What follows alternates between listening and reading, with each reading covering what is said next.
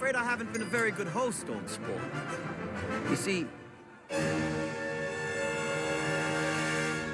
I'm Gatsby.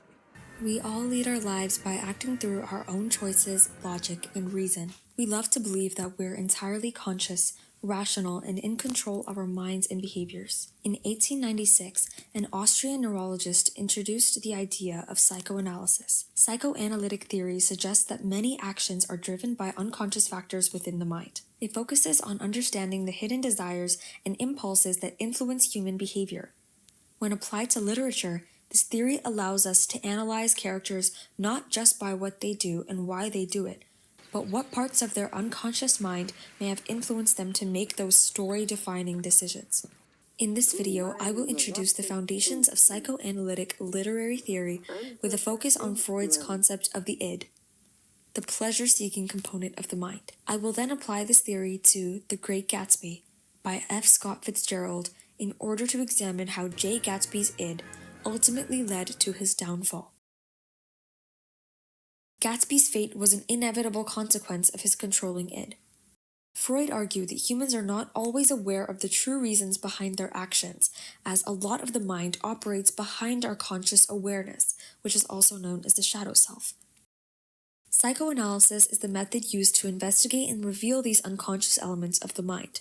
One of Freud's most influential contributions to psychology is his model of the mind: the id, ego, and superego.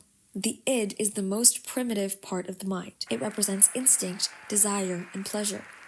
It is the human want. The id seeks immediate satisfaction and does not consider consequences, morality, or reality. The ego is the rational part of the mind that balances the id's desire with reality. The superego is the moral conscience and the sense of right and wrong. When the id dominates decision-making, your innate desires and impulses overtake your logic and judgment, creating chaos. For example, when someone knows they should study for a test but they choose to watch TV instead, that's the id prioritizing immediate pleasure. When someone stays in a relationship they know is unhealthy simply because it's comfortable, that is the id at work. When analyzed through the lens of psychoanalysis, J. Gatsby is a character almost entirely controlled by his id.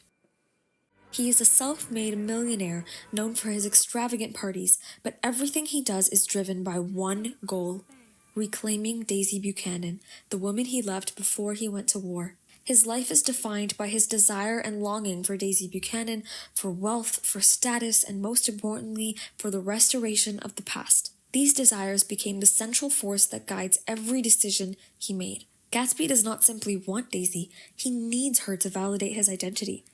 His id convinces him that possessing Daisy will complete him, complete his dream of restoring the past. Since his id is so strong in this belief, Gatsby refuses to accept reality when it threatens his dream. Jay, you can't repeat the past. Can't repeat the past. No. Why, of course you can. Gatsby's desire is so strong that it rejects time, change, and logic altogether. His rational ego has no effect on his id's illogical delusion. To him, wanting something badly enough makes it possible. Daisy Buchanan is Tom Buchanan's wife, living comfortably in his classic East Egg, old money elite mansion. As Gatsby's former lover, she represents everything Gatsby believes will make his life complete.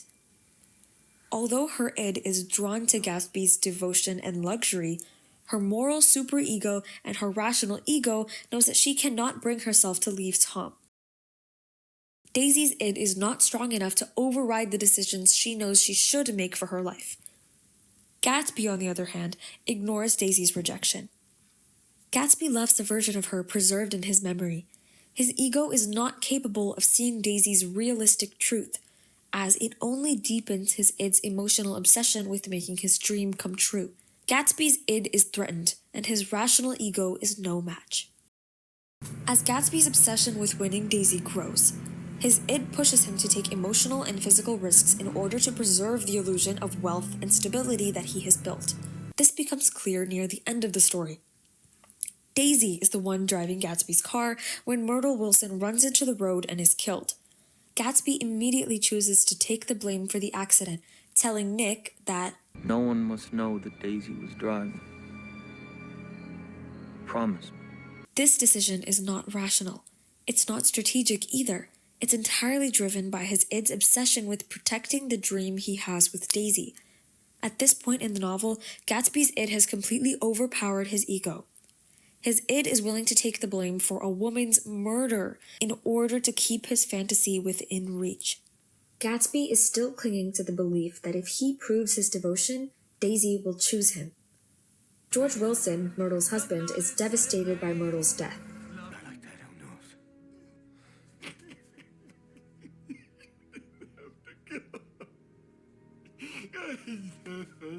After Tom manipulates him into believing that Gatsby was having an affair with Myrtle, and Gatsby is the one that was driving when Myrtle was killed, Wilson kills Gatsby in his own home. This moment represents the final consequence of Gatsby's id. He did not die because of bad luck or coincidence. He died because his id repeatedly drives him to choose desire over reason, fantasy over truth, and devotion to his dream before keeping himself safe. Tom Buchanan also displays id-driven behavior, though in a different form. His desires are rooted in control, aggression, and entitlement. Tom pursues pleasure without guilt and avoids emotional attachment. However, unlike Gatsby, Tom's position protects him from the consequences. This contrast highlights that desire itself is not unique to Gatsby. What makes Gatsby tragic is that his id is tied to illusion and emotional dependency, leaving him vulnerable when that illusion collapses. Unlike Gatsby, Tom's id does not lead to his downfall because his wealth and social position protect him from consequences. However, the presence of Tom's unchecked id helps trigger Gatsby's demise. By redirecting George Wilson towards Gatsby and away from himself, Tom acts again to preserve his own comfort and dominance. In this way, Tom's id-driven selfishness contrasts sharply with Gatsby's id-driven self-sacrifice. One survives because of privilege, and the other dies because of devotion. Psychoanalytic theory reminds us that human behavior is rarely as logical or controlled as we like to believe. The constant tension between the id, ego, and superego shapes our choices every day, and when the id dominates, desire can overpower reason with serious consequences. Through J. Gatsby, Fitzgerald illustrates how an unchecked id, driven by obsession, fantasy, and emotional dependency, can distort reality and lead to self-destruction. While desire itself is not inherently dangerous, Gatsby's tragedy shows what happens when the ego fails to regulate that desire and the superego is ignored entirely. By applying Freud's psychoanalytic theory to The Great Gatsby, we gain a deeper understanding not only of Gatsby's downfall, but of how unconscious impulses can quietly influence decisions in our own lives, shaping outcomes in ways we may not fully realize until it is too late.